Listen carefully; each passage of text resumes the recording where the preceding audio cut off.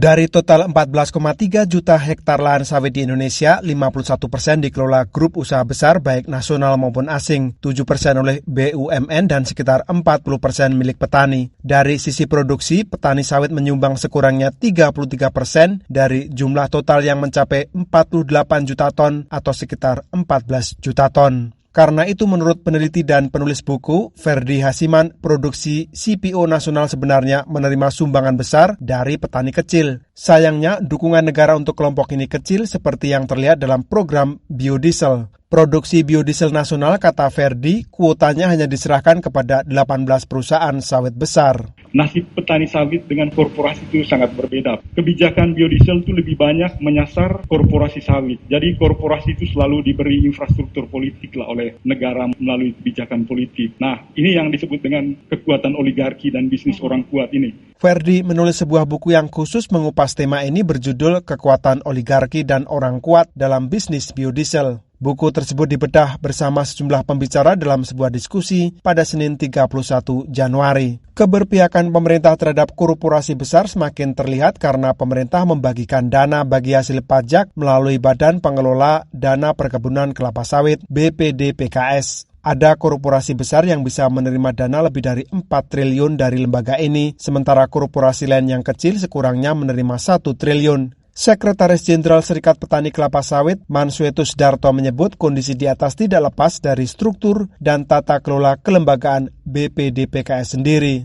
Berkali-kali Dirut BPDPKS ini selalu menjawab begini, saya tidak bisa mengambil kebijakan terkait dengan alokasi dan juga distribusi dana. Yang punya kewenangan itu adalah komite pengarah.